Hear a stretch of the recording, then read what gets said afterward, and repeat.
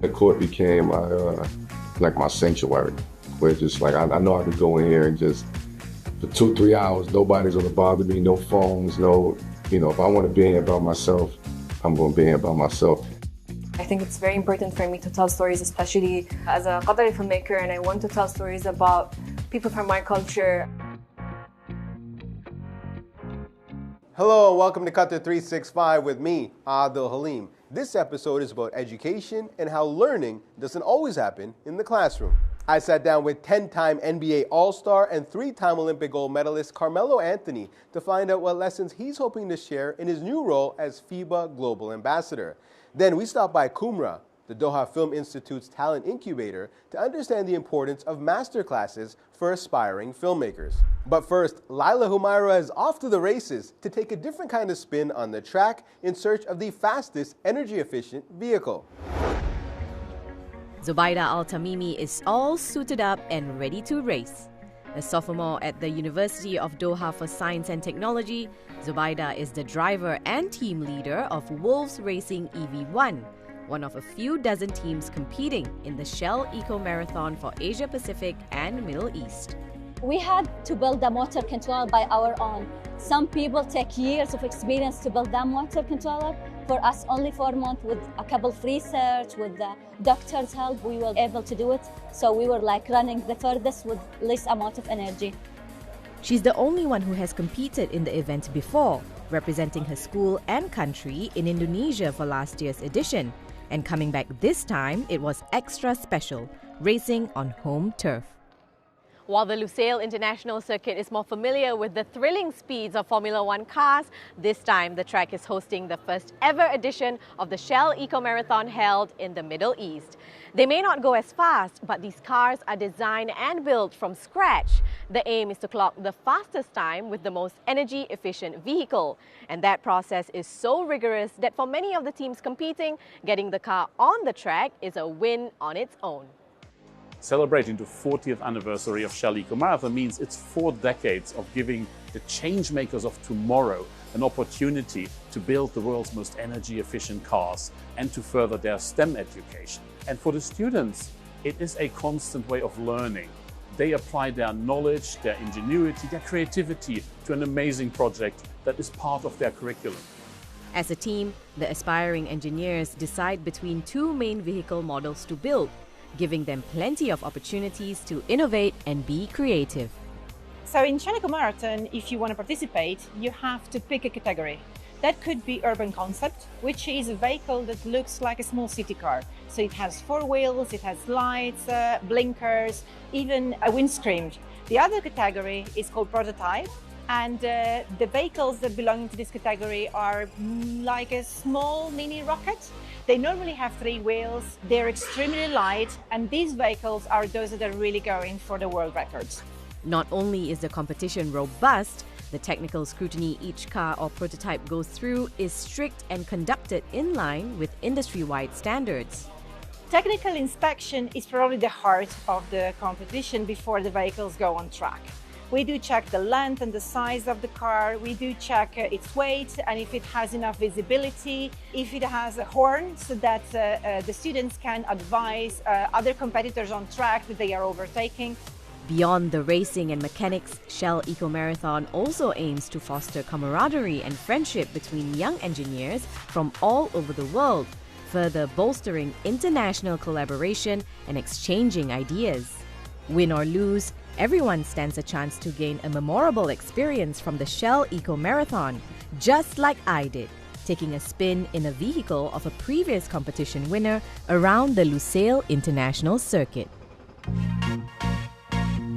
Carmelo Anthony is a 10-time NBA All-Star and 3-time Olympic gold medalist and will enter the Hall of Fame this year, the holy grail of basketball elite. During his 19-year career, Carmelo is one of the most prolific scorers of his generation and currently ranks 10th all-time in NBA scoring. In his new role as FIBA's global ambassador, Carmelo hopes to grow the game internationally. And with 2 years left until Qatar hosts the 2027 Basketball World Cup, the Hall of Famer arrived in Doha to kick off the festivities. Respect. Melo, welcome to Doha. Nice to meet you.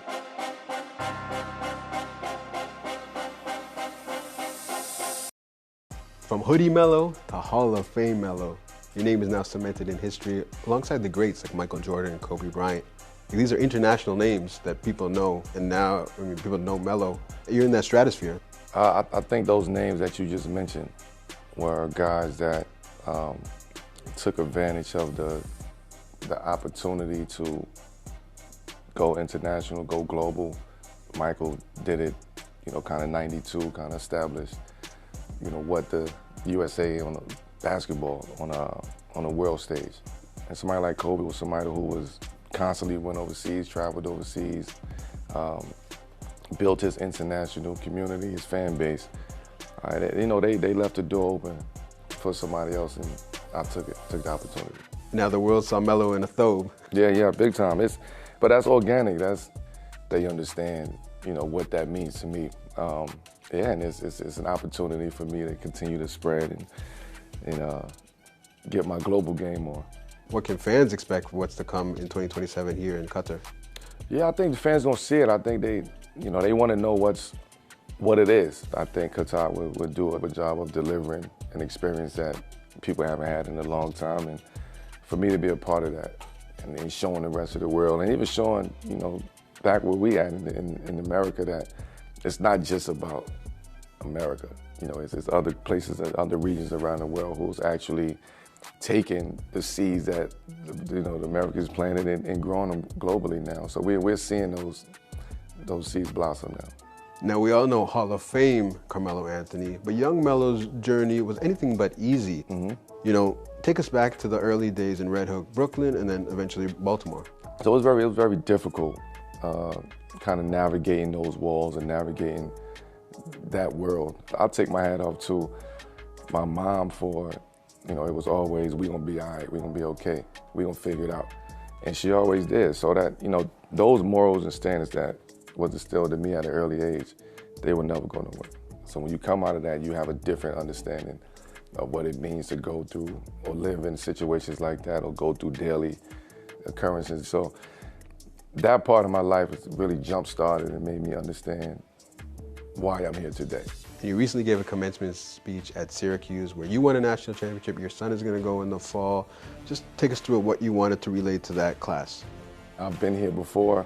I've walked in those shoes, but it's your time now, because now you are going on to whatever is next, right? And you're not going to have it figured out. You're not going to understand it. You're not going to know it, but don't let nobody keep you in the box. Don't just, get stuck on one experience, go through the journey, and you're still young, right? So don't box yourself in at 20 years old, 21 years old, because you will have multiple paths and multiple kind of experiences in life.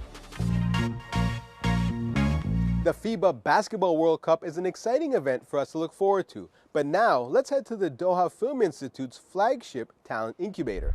Qumra brings together more than 250 film industry professionals from over 50 countries to mentor emerging filmmakers, making it the largest and most diverse gathering to date. I went to check it out. Jamal Al-Khanji is producing his first feature-length documentary, but the first-time Qatari filmmaker is no stranger to high-pressure situations.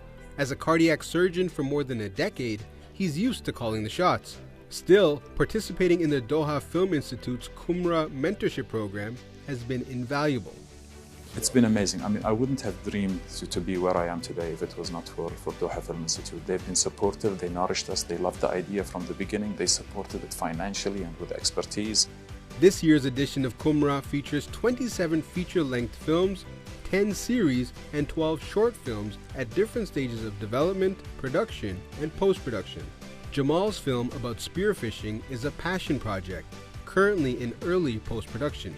It's a wonderful opportunity really for me as a Qatari director, because I think these platforms give us the opportunity to basically tell our stories and to show that this region can produce different stories as well, away from the kind of stereotypical kind of stories that are associated from the region. The Film Institute's CEO agrees and says Qumra has given emerging regional filmmakers the confidence to tell their stories to the world. A safe space where they can come, share their projects, share their thoughts and stories with industry literally from all over the globe, where they can be discovered, where they can be supported in different stages of their films. From the global south to the global stage, Qumra builds on the Doha Film Institute's commitment to supporting underrepresented storytellers, especially from Asia, Africa, and Latin America. Of the 49 selected projects, 16 are from Qatar, which the DFI says showcases the growth in the country's film industry. That growth is assisted by international film industry experts. Hong Kong filmmaking legend Johnny To, who didn't go to film school himself, came to Doha to deliver a masterclass. I always tell the young people, you have to finish your script first.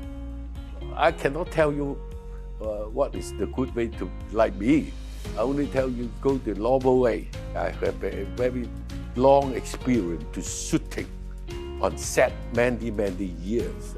You can change it when you shoot, but you must be very sure what are you talking about.